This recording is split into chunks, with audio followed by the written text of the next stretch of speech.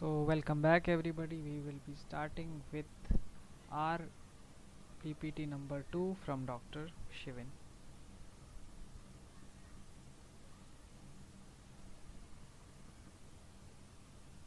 I hope you guys can hear me clearly. Let's begin. So here we are. It is the name of the PPT is Basics of Environment Part 2. We will be continuing with biological interactions as we did in the last chapter, last PPT. So let's continue.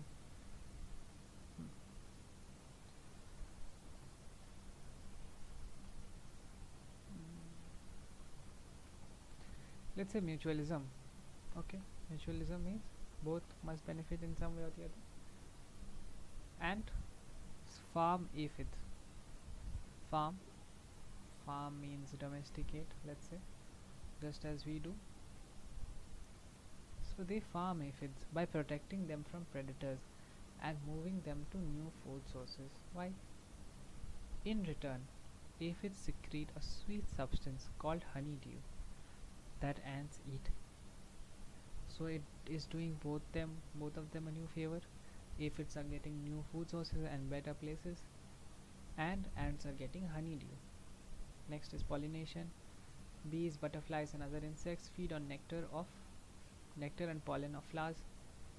They transfer pollen from one flower to another, aiding in plant reproduction. So plants are getting to reproduce and bees are getting food. Biotic interaction, symbiotic. Mycorrhiza. Symbiotic association between fungi and root of plants is called mycorrhiza. The fungi help the plants absorb nutrients from the soil because fungi do not have proper roots. So what does the plant do? it helps the fungi by providing it nutrients, right? By providing it nutrients, and the fungi gives the plants what? Carbohydrates. So what is the exchange here? Nutrients from soil, nutrients from one second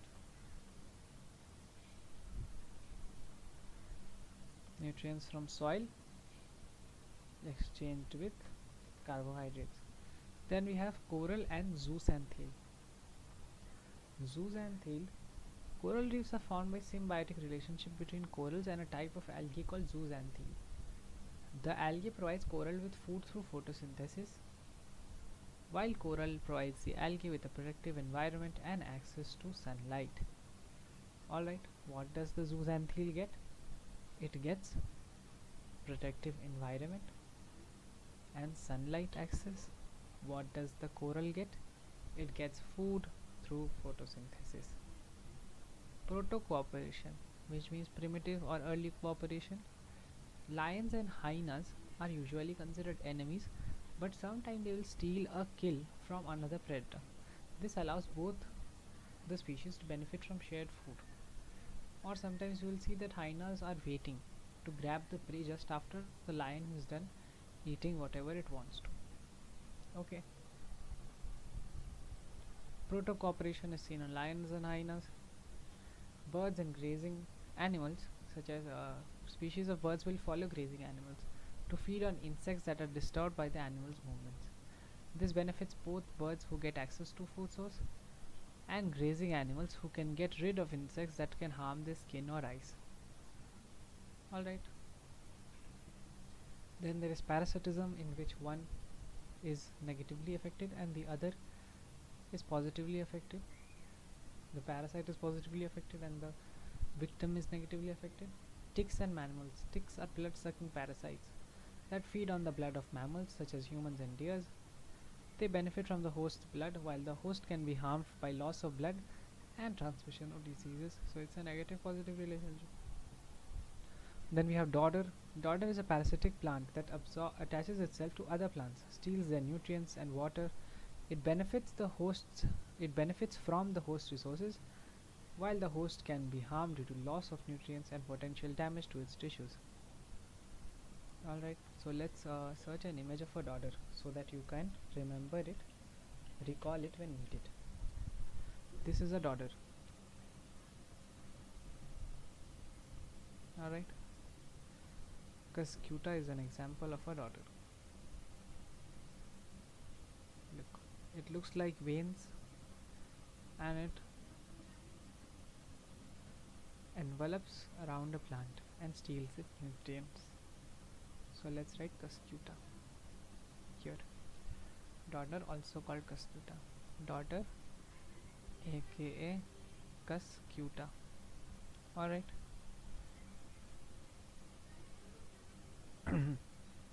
Now we have commensalism. Barnacles and whales. We saw an image. Barnacles are marine crustaceans that attach themselves to skin of whales. They benefit from the movement of the whale, which helps them obtain food. Barnacles are usually very immobile. They will go and stick to one place. That is most of the movement that they do. After that, they just stay immobile. So whale is not significantly affected by their presence. Alright. There are epiphytes in trees. Epiphytes are plants that grow on other plants, such as trees. They benefit from the structure of the tree, which provides support and sunlight, while the tree is not significantly affected. So epiphytes are not like dodder. So commensalism, what is it? One party is positively affected and the other party is not affected. Amensalism. Black walnut trees and other plants. Black walnut releases a chemical called juglone that inhibits the growth of other plants growing near them. It inhibits the growth of other plants near them. Antibiotic producing bacteria and non-producing bacteria. Some bacteria produce antibiotics that inhibit the growth of other bacteria in the same environment. This inhibition is called an example of amensalism. So what is amensalism? One is being negatively affected while the other is not affected. Right?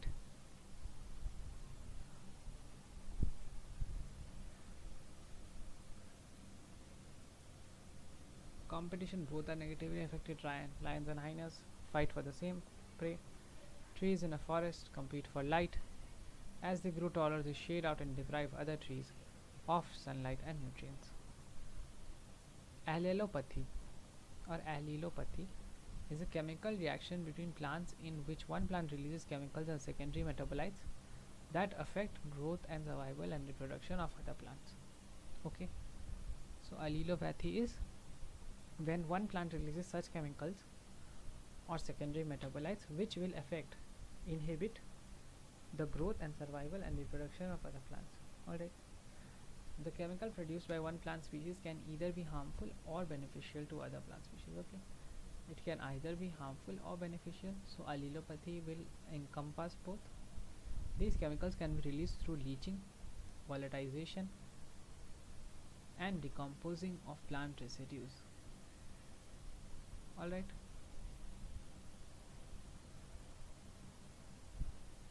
So it can occur through either. I think the leaching spelling will be this.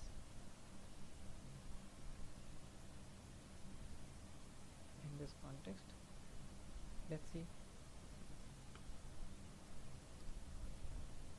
Allelopathy. What is happening? Rain, aerial parts of a plant. Leaching, which means the chemicals are being washed from the plant to the soil. There is root extrication. Now these chemicals have reached the soil. Now it is affecting roots of other plants. This is one way. Then there is other way where it is falling, it is decomposing, so it is leaching elements, and it is being absorbed by a receiver plant. This can also called volatilization, which means the chemicals or the secondary metabolites are escaping through gas form and being absorbed by the other plants. Allelopathy can have both negative and positive effects on plant growth. Some plants produce chemicals that inhibit the growth of other plants. Some plants produce inhibit the growth of other plants, which can help them compete for resources such as water, nutrient, and light. It is obvious. If there are bigger trees in an area, if all trees are big in an area, then there is more competition.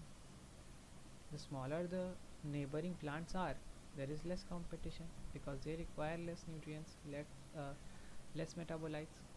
Other plants produce chemicals that have a positive effect on the growth of other plants, such as production of growth hormones.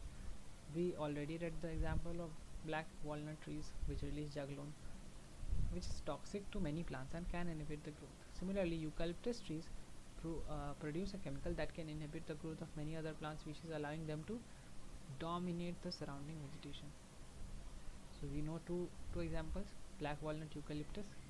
We know the chemical that it produces is juglone. Allelopathy, we have understood. Sunflowers release chemicals called allelochemicals, which can inhibit growth of other plants growing nearby. This chemical effect helps sunflowers outcompete other plants for resources. Same with eucalyptus trees. Neutralism. It is described as a relationship between two species that inhabit the same space using the same resources but have no net effect on each other. There is no net benefit or harm. It is the main line. Perhaps in an interspecific interaction, the cost and benefits experienced by each partner are exactly the same. So their sum is zero. It is not clear how often this happens in nature. So we do not have many examples of it. Ecosystem productivity. Biomass generation or stored in an ecosystem per unit. Biomass generation or stored energy in an ecosystem per unit area per time. So it could be GM by meter square per year or kilocal by meter square per year. Alright, so what is it? It is energy produced. We can see from here and derive what it means. Energy produced in unit area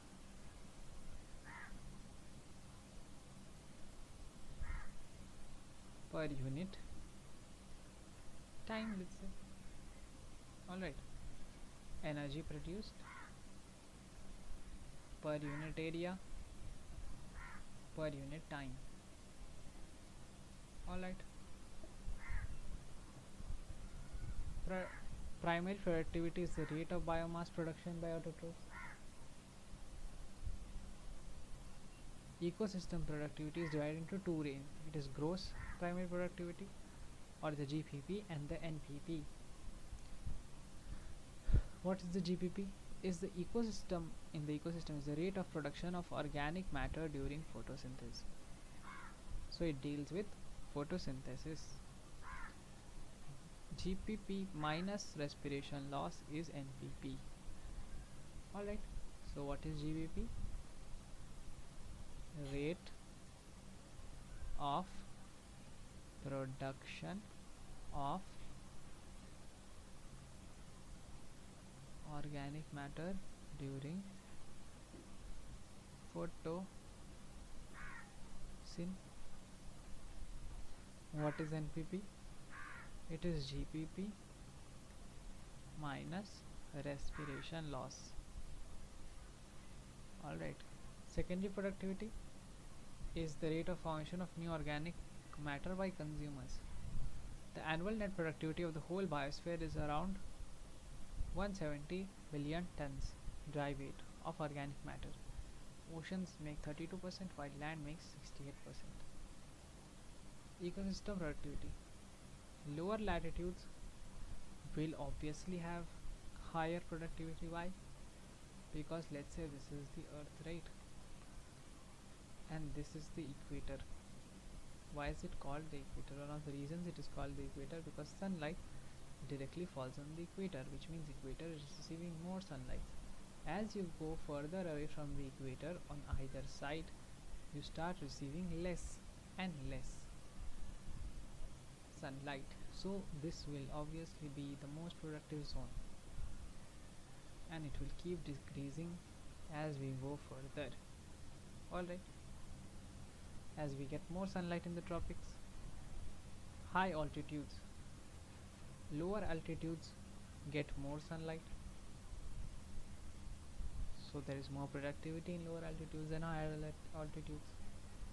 Continents, oceans, continents produce more per unit area. Oceans have a very small photic zone. Arctic makes more than Antarctic. Okay. NPP measured using dry weight, any biomass, removes effect of season as moisture varies in a year. Important pointers in ecosystem productivity. High productivity regions are tropical forests, ecotones, estuaries, wetlands, mangroves, coral reefs are all high productivity regions. Why could this be? Why are ecotones high productivity region? Tropical forests are high productivity region basically because they have more biodiversity. Same is the reason with ecotones, because they might have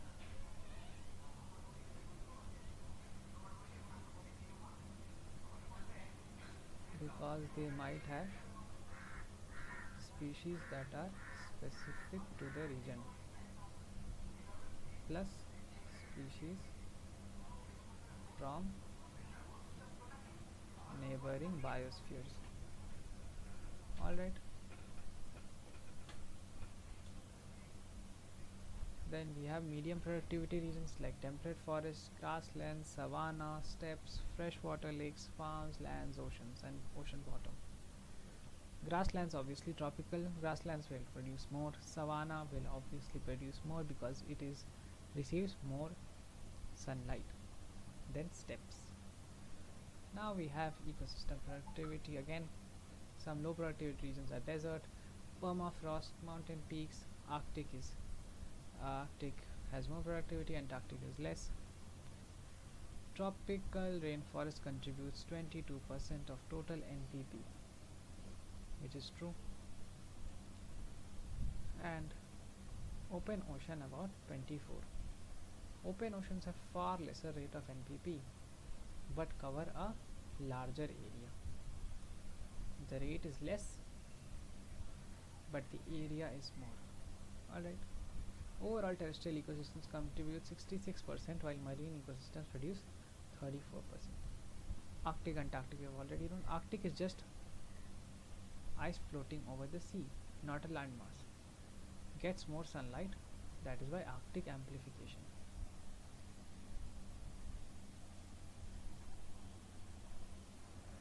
So this is a table which demonstrates production in each place. Tropical forests, you can look at it later.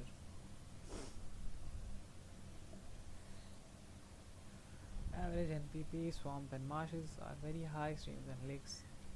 Suck-up forest, terrestrial ecosystems, marine ecosystems and ecotone regions are generally higher.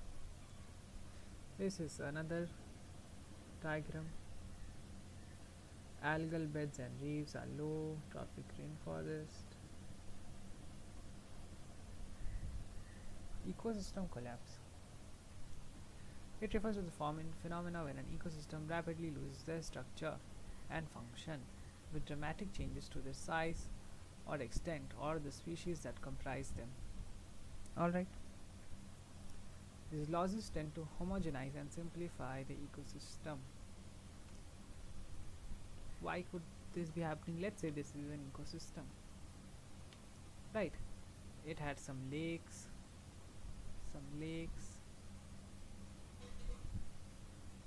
some heavily forested regions, some rocky regions over here, some small ponds over here, short plants, big plants, different types of roots, grass, a little bit of grassy open land.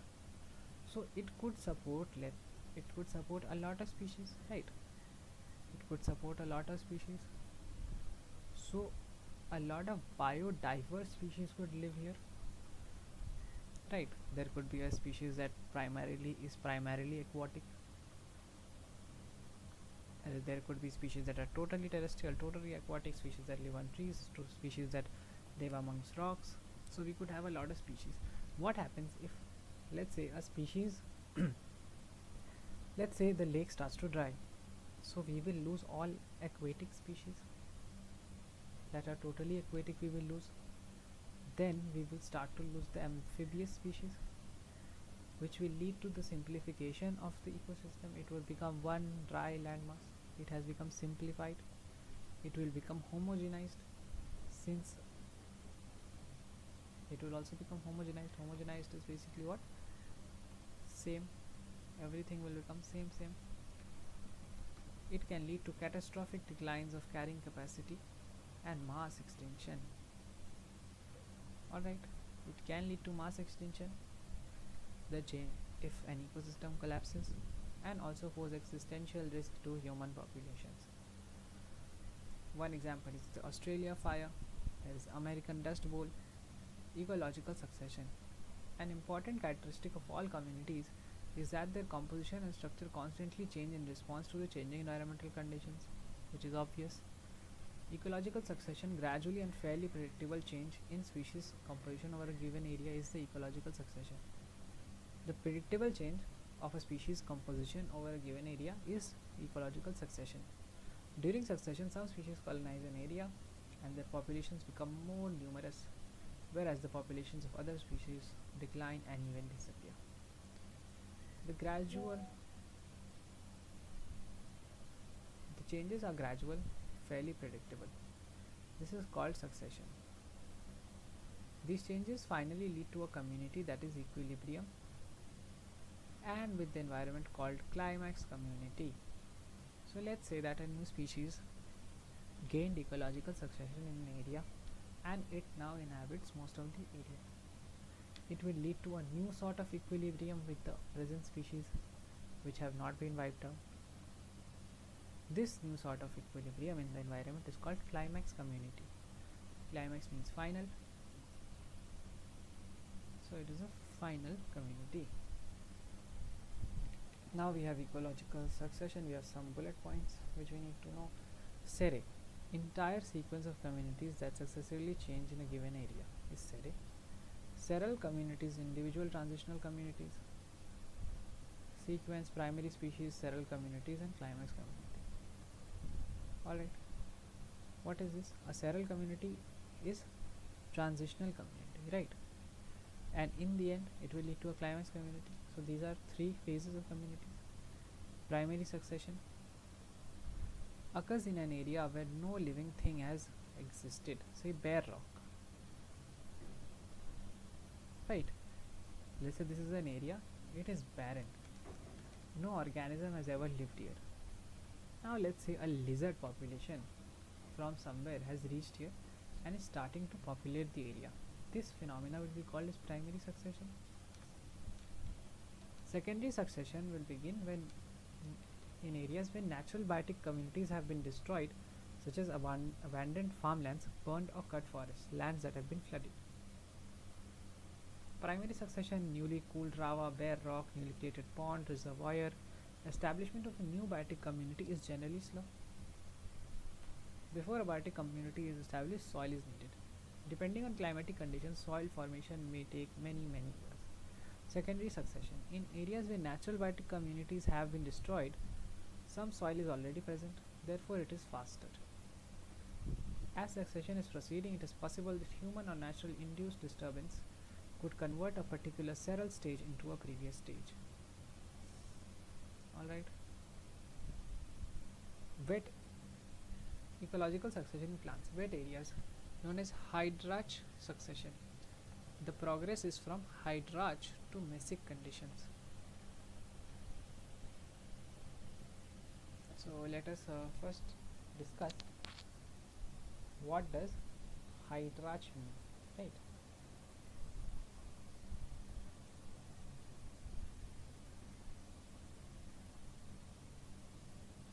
So hydrarch hydrarch is usually for plants we see shallow water, in water, okay, is hydrarch. So watery conditions, right? Then we have mesic. Mesic is medium water. Medium water.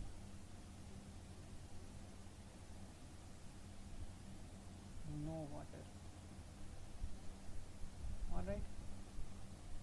So medium water basically means plants that receive water, need water to grow, but do not grow inside water totally. Hydrarch succession occurs where plants are growing in water. In wet areas, what happens? Hydrarch succession. There is a progress from hydrarch to mesic areas, which means that plants first start, let's say, in a small pond. There are many such plants that first grow in a small pond, and then they will start to grow out of the pond also. One such example of such a plant would be the Brazilian or Indian pennywort. Okay, Brazilian or Indian pennywort is an example. Okay, there could also be other examples. Plants, example, hydrarch succession.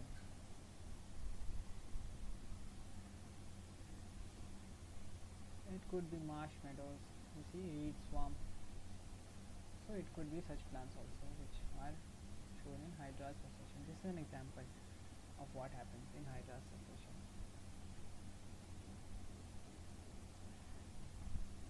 The plant will move to a mesic condition.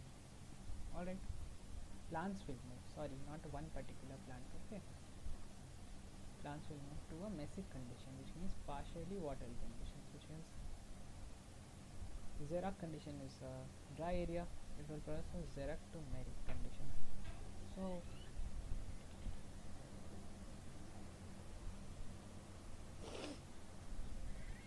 therefore the final conditions are the same. All plants will eventually proceed to the mesic conditions. Sorry.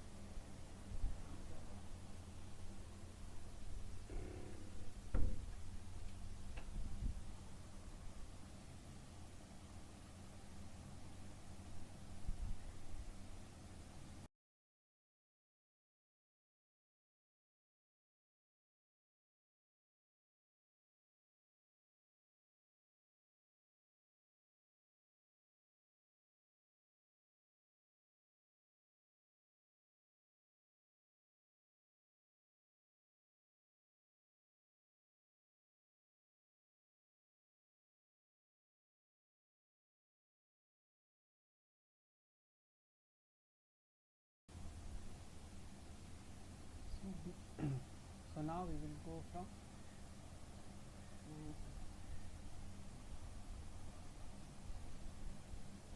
species that invade a bare area is called a pioneer species. These species are generally lichen or lichens, whatever you want to call them, which are able to secrete acid to dissolve rocks. These also help in weathering and soil formation. They pave the way for mosses that take hold with small amount of soil.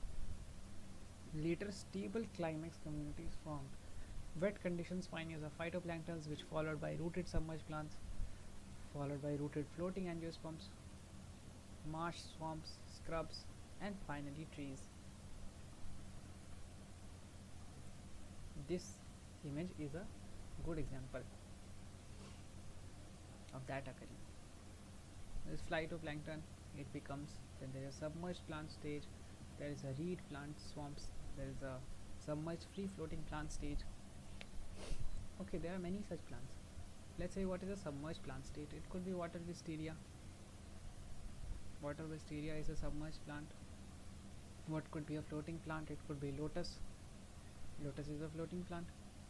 It could also be, but lotus is also submerged to an extent. Other floating plants could be such as hornwort. So there are different names for submerged plant. Hygrophila deformis, this is hornwort. Then we get to the reed swamp stage, marsh meadow stage, scrub stage, and finally trees. So this is hydrarch succession as an image. Secondary succession is Invading plants depend on condition of soil, availability of water, presence of other seeds or propagules, which means uh, small granules or something like that, which will help to propagate the population of a plant. Primary succession takes much longer to proceed while secondary succession is much faster, because primary succession is basically building the foundation. Primary succession builds the foundation for life, for life to thrive. Alright, so it takes more time while secondary is much faster. Final result is same, everybody, all plants want to move to a messy community structure. This is an image. Bare logs are lichens, get on top of them, they break down the rock somehow, which is then taken up by small mosses. Then it is broken down further, which leads to small plants. Then it leads to grasslands and perennials, then grass and shrub and shade tolerant trees, hundreds and hundreds of years. So what is this? This is all a pioneer species.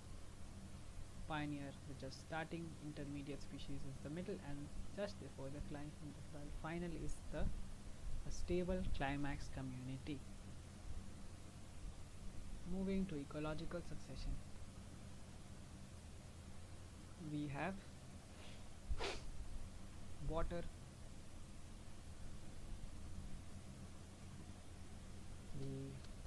this is water. It is the same image that we just discussed from online. You can look at it and try to understand it further if you are having any problems. Secondary succession, what is happening here? Species is destroyed, right? The already present species is destroyed. There is no more.